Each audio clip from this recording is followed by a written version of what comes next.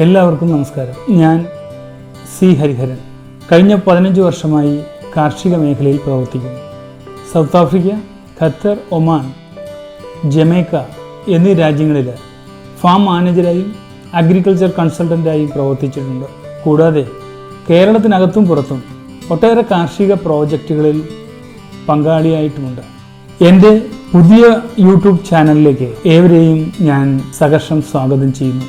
എൻ്റെ നാളിതുവരെയുള്ള കാർഷിക ചിന്തകൾ, അനുഭവങ്ങൾ നിങ്ങളുമായി പങ്കുവയ്ക്കുവാൻ ഞാൻ ആഗ്രഹിക്കുന്നു. നിങ്ങളൊരു കർഷകനാകട്ടെ, ഒരു അഗ്രി ബിസിനസ് ചെയ്യണമെന്ന് ആഗ്രഹിക്കുന്ന ആളാവട്ടെ, അല്ലെങ്കിൽ ഒരു സ്റ്റുഡൻ്റ് ആവട്ടെ, കൃഷിയോട് താല്പര്യമുള്ള ഒരാളാകട്ടെ, നിങ്ങൾക്കുള്ളതാണ് ഈ വീഡിയോ. കാർഷിക മേഖലയിലെ പുതുചലനങ്ങളെക്കുറിച്ചും പുതിയ ബിസിനസ് അവസരങ്ങളെക്കുറിച്ചും കൃഷിയെക്കുറിച്ചും മണ്ണിനെക്കുറിച്ചും അഗ്രി ബിസിനസിനെ കുറിച്ചും മാർക്കറ്റിങ്ങിനെ കുറിച്ചും ഒക്കെ പ്രതിപാദിക്കുന്ന ഒരു ചാനലാണ് ഹരി അഗ്രി ടോക്ക് എന്ന ഈ ചാനൽ.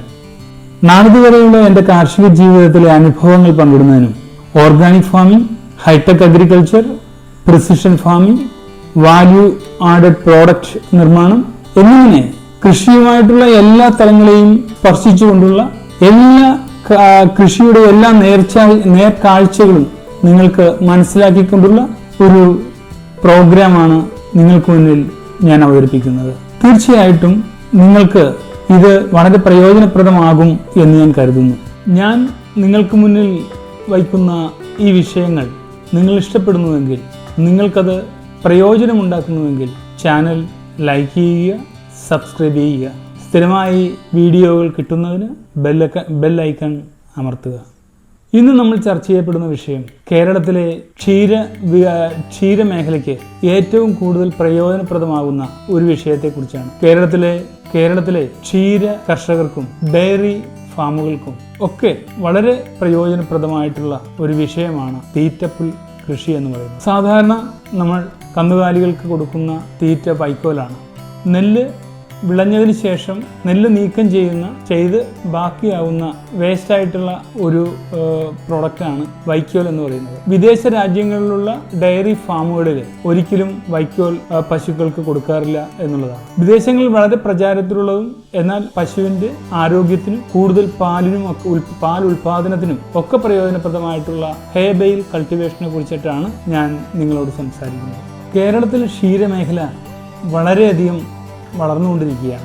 എന്നാൽ കൃത്യമായ തീറ്റപ്പുല്ലിന്റെ അപര്യാപ്തത പശുക്കളുടെ ആരോഗ്യത്തിനും പാലുൽപാദനം കുറയ്ക്കുന്നതിനുമൊക്കെ കാരണമാകുന്നു. ഞങ്ങൾ ജമൈക്ക എന്ന രാജ്യത്ത് നടപ്പിലാക്കിയ 100 ഏക്കർ കാറ്റിൽ ഫീഡ് കൾട്ടിവേഷനെ കുറിച്ചിട്ടാണ് നിങ്ങളുടെ ശ്രദ്ധയെ ക്ഷണിക്കുന്നത്. കേരളത്തിലും ജമൈക്കയിലും ഏകദേശം ട്രോപ്പിക്കൽ ക്ലൈമറ്റ് ആയതുകൊണ്ട് തന്നെ നമ്മളുടെ സ്ഥലത്ത് വളരെയധികം ലാഭകരമായി കൃഷി ചെയ്യാൻ പറ്റുന്ന ഒരു വിളയാണ് ഈ ഗ്രാസ് എന്ന് പറയുന്നത്. മമ്പാസ, പങ്കോള എന്നിങ്ങനെ പേരുകളിൽ വളരെ വ്യത്യസ്തവും വിഭിന്നവുമായിട്ടുള്ള ഗ്രാസുകൾ, കാറ്റിൽ ഫീഡ് ഗ്രാസുകൾ ഇന്ന് നമുക്ക് ലഭ്യമാണ്. സാധാരണ ഗ്രാസിനേക്കാൾ 12 മുതൽ 18% വരെ പ്രോട്ടീൻ എൻറിച്ച്ഡ് ആയിട്ടുള്ള ഒരു ഗ്രാസാണ് മമ്പാസ ഗ്രാസ് എന്ന് പറയുന്നത്. എങ്ങനെയാണ് ബെയിൽ കൾട്ടിവേഷൻ നടക്കുക, എന്തൊക്കെയാണ് അതിൻ്റെ പ്രയോജനങ്ങൾ എന്നുള്ളതിനെ കുറിച്ച് നമുക്ക് വിശദമായി വീഡിയോയിലൂടെ നമുക്ക് സംവദിക്കാം. ഇത് ഞങ്ങൾ നടപ്പിലാക്കിയ കരീബിയൻ കൺട്രിയായ ജമൈക്കയിലെ 500 ഏക്കർ കൃഷിസ്ഥലമാണ്. ഇതിൽ 100 ഏക്കർ സ്ഥലത്താണ് ഞങ്ങൾ മമ്പാസ എന്ന തീറ്റപ്പുൽ കൃഷി നടപ്പിലാക്കിയിരുന്നത്.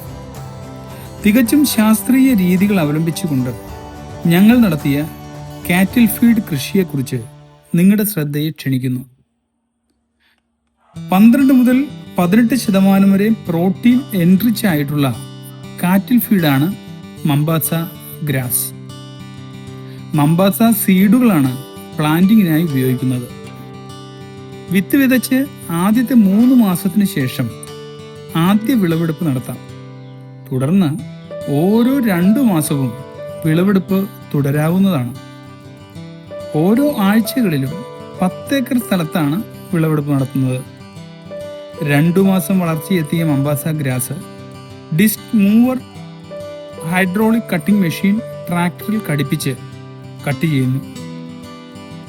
കട്ട് ചെയ്ത ഗ്രാസുകൾ 25% മോയ്സ്ചർ നിലനിർത്തി ഉണക്കിയെടുക്കുന്നു. കൃത്യമായി മോയ്സ്ചർ നിലനിർത്തി ഒരുപോലെ ഗ്രാസുകൾ ഉണക്കിയെടുക്കുന്നതിന് റോട്ടറി ടെഡർ എന്ന മെഷീനാണ് ഉപയോഗിക്കുന്നത്. ഇത് ഗ്രാസിനെ കൃത്യമായി സ്പ്രെഡ് ചെയ്യുകയും ഗ്രാസിൻ്റെ എല്ലാ ഭാഗത്തും സൂര്യപ്രകാശം ഏൽക്കുകയും അങ്ങനെ 25% മോയ്സ്ചർ നിലനിർത്തിക്കൊണ്ട് ഗ്രാസിനെ ഉണക്കിയെടുക്കാൻ സാധിക്കുന്നു. തുടർന്ന് സ്ക്വയർ ബെയിലർ ഉപയോഗിച്ച് ഗ്രാസ് കംപ്രസ് ചെയ്ത് ദീർഘചതുരത്തിലുള്ള കെട്ടുകളാക്കുന്നു. ഞങ്ങൾ 25 കിലോ ഹേബെയിലാണ് നിർമ്മിക്കുന്നത്. അടുത്ത ഘട്ടത്തിൽ ട്രാക്ടറിൽ ട്രെയിലർ ഘടിപ്പിച്ചുകൊണ്ട് ഹേബെയിലുകൾ കളക്ട് ചെയ്യുകയും ഗോഡൌണുകളിൽ സൂക്ഷിച്ച് ആവശ്യാനുസരണം കസ്റ്റമേഴ്സിന് വിതരണം ചെയ്യുകയും ചെയ്യുന്നു. പശു വളർത്തൽ കേന്ദ്രങ്ങൾ കൂടാതെ പോത്ത്, ആട്, കുതിര ഫാമുകൾ എന്നിവർക്കാണ് പ്രധാനമായും ഞങ്ങൾ ഹേബെയിലുകൾ കൊടുക്കുന്നത്. 12% മുതൽ 18% വരെ പ്രോട്ടീൻ അടങ്ങിയിരിക്കുന്നതിനാൽ പാലുൽപാദനം വർദ്ധിക്കുകയും പശുവിൻ്റെ ആരോഗ്യം കൂടുതൽ മെച്ചപ്പെടുകയും ചെയ്യുന്നു.